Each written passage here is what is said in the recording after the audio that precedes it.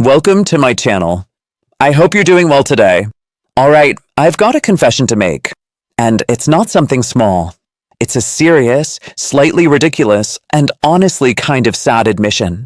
I'm addicted. And not to caffeine or shopping or gossip. Nope. I'm addicted to my phone. Not just I check it a lot addicted. I mean full-blown, borderline unhealthy, can't sleep without it addicted. My phone might as well be my third arm. It's with me from the moment I wake up until I fall asleep with it next to my pillow. I don't even take it to the shower, which is probably the last sacred place left. But trust me, I've considered buying one of those waterproof phone holders so I could. That's how deep it is. And the worst part? I know I'm not alone. A lot of us are walking around with this quiet, invisible addiction. You can't smell it, touch it, or see it at first glance, but it's there and it's powerful. Even when I'm driving, I feel my phone in my pocket. I'm not allowed to touch it while working, of course, but I still keep reaching over just to check that it's there. Like some weird emotional support device. If I accidentally put it in the left pocket instead of the right, I panic. My heart skips a beat. I think I've lost it. That moment of where's my phone feels like I've misplaced a part of my soul. And let's be real, half the time there's nothing even important on it. But oh, those thousands of photos I never delete? Pure gold. Especially the blurry ones. I keep them all. Why? I don't even know. What's crazy is, the older I get, the worse it becomes. You'd think with age comes wisdom, right? That I'd learn to step back and find balance. Nope. The addiction just evolves with me. But here's something I've realized. It's not just about the phone. It's about what the phone fills.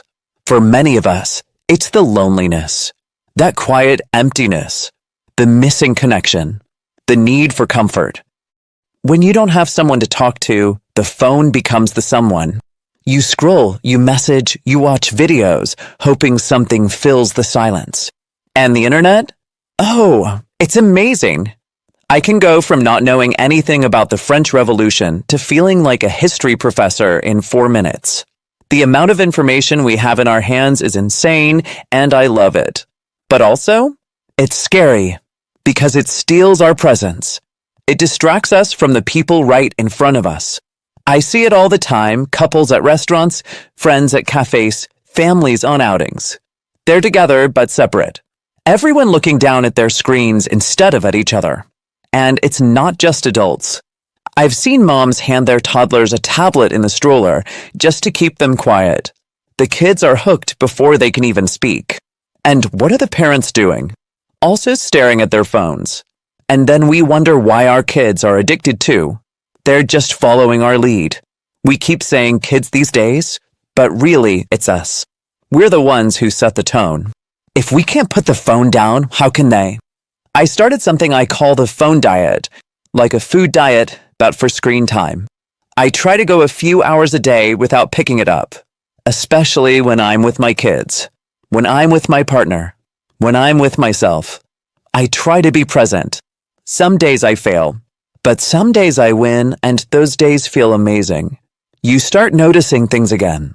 Real conversations, real feelings, real rest. And look, I'm not saying the phone is evil. It connects me to people I love. It helps me feel close to my daughter who lives far away. It gives me a little peace of mind when I know where she is and what she's doing. For that, I'm grateful. But everything in moderation, right?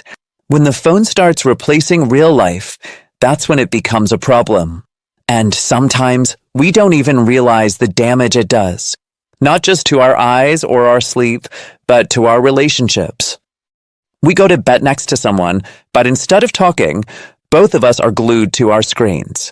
No affection, no conversation, just scrolling until we pass out. Then there are the videos, the ones people send. Violent clips, screaming, fear, anger. I get it, some are informative, but they're also overwhelming. I can't handle them. They ruin my mood. So now I delete them.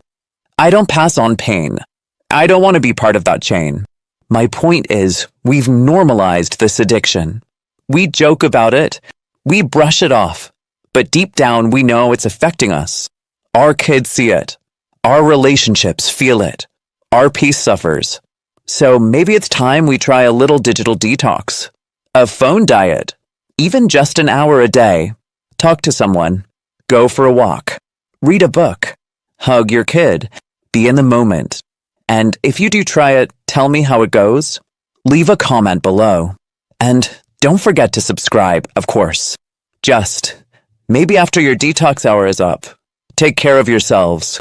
And remember, the best connection isn't always online.